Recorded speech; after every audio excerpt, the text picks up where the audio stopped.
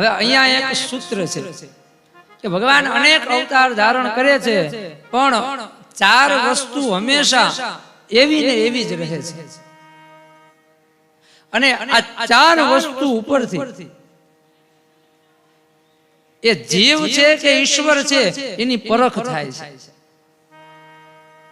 સૌથી પહેલા તો ભગવાનનો ગમે એવો અવતાર થયો હોય, કદાચ ભગવાન વરાહના રૂપમાં આવ્યા હોય, ભગવાન માછલીના રૂપમાં આવ્યા હોય, ભગવાન કૃષ્ણના રૂપમાં આવ્યા હોય, ભગવાનની આંખ એ સમાન જ હોય છે.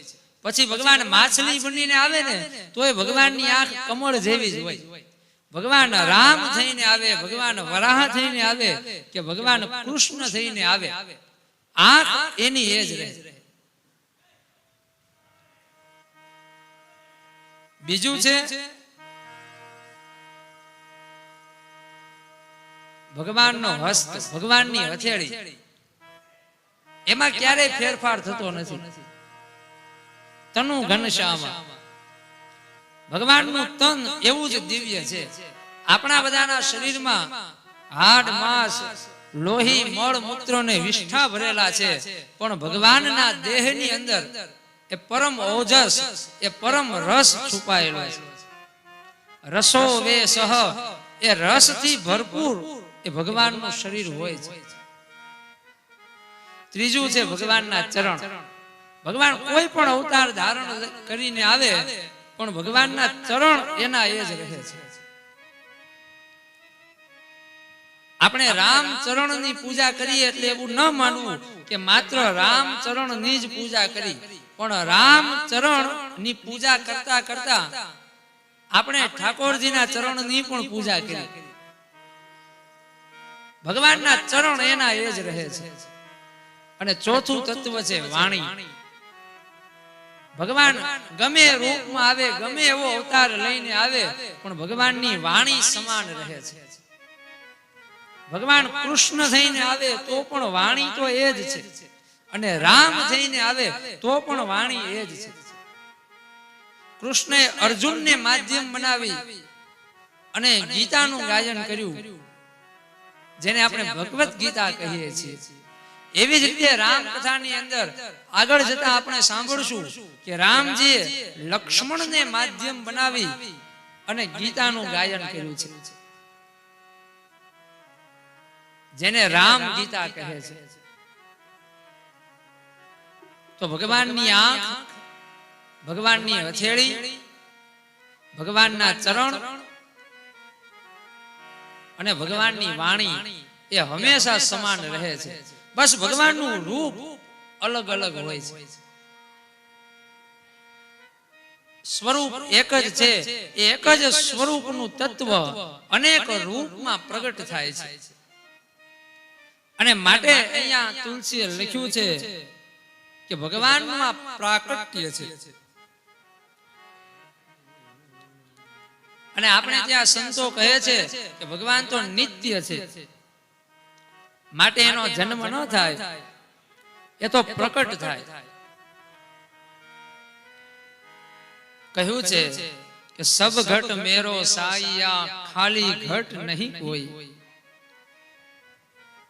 બલિહારી ઉસ ઘટ કી जिस घट प्रगट હોય. બધે ભગવાન રહેલો છે, પણ ક્યાંક ક્યાંક એ પ્રગટ થાય છે.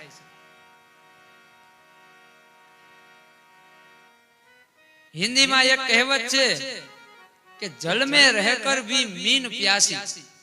જળમાં રહેવા છતાંય માછલી છે ને તો તરસી ને તરસી જ રહે છે, એની તરસ છીપાતી નથી. અને એવી જ સ્થિતિ આપણા બધાની છે. આપણા બધાના હૃદયમાં પણ ઈશ્વર છુપાયેલો છે, પણ એ અપ્રગટ છે.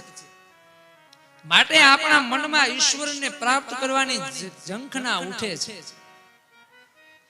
એ ઈશ્વર, એ પરબ્રહ્મ અપ્રગટ છે, માટે આપણે દુખી થઈએ છીએ. એ ઈશ્વર અપ્રગટ છે, માટે કામ ક્રોધ મદ મોહ મત્સર થી આપણે ઘેરાયેલા રહીએ છીએ. એ ઈશ્વર અપ્રગટ છે, માટે આપણે અશાંત રહીએ છીએ. બલિહારી વા ઘટ કી જીસ ઘટ પરગટ હોય. આ બધી સમસ્યાઓ ત્યાં સુધી છે જ્યાં સુધી તે અપ્રગટ છે. મોહે દેખત આવે આસી પાની में मीन प्यासी प्यासी पानी में मीन प्यासी. જેવી રીતે કાષ્ટની અંદર લાકડાની અંદર અગ્નિ છુપાયેલો છે પણ બહારથી ન દેખાય, એવી જ રીતે આપણા સૌના હૃદયમાં એ ઈશ્વર છુપાયેલો છે પણ કોઈ કોઈ એવી જગ્યા હોય છે કે જ્યાં એ છુપાયેલો ઈશ્વર બહાર આવી જાય છે. આપણા બધાના હૃદયમાં એ આનંદ છુપાયેલો છે પણ ક્યારેક ક્યારેક કોઈ કોઈ એવી ક્ષણ હોય છે, ક્યારેક આપણે ઠાકોરજીની હવેલીમાં બેઠા હોઈએ, ક્યારેક આપણે ભગવાનની કથામાં બેઠા હોઈએ, ક્યારેક એકાંતમાં બેઠા બેઠા સ્મરણ કરતા હોય અને અચાનક તુલસીએ લખ્યું કે નિજ ઈચ્છા, પોતાની ઈચ્છાથી એ હૃદયમાં ક્યાંક છુપાયેલો ઈશ્વર એકાએક પ્રગટ થઈ જાય છે. અને ત્યારે તુલસીએ લખ્યું કે ભય પ્રગટ કૃપાલા. કૌશલ્યાજી સ્મરણ કરી રહ્યા છે, ઓરડામાં અંધકાર છે અને ત્યાં તો અચાનક એ ઈશ્વર પ્રગટ થયા. ભય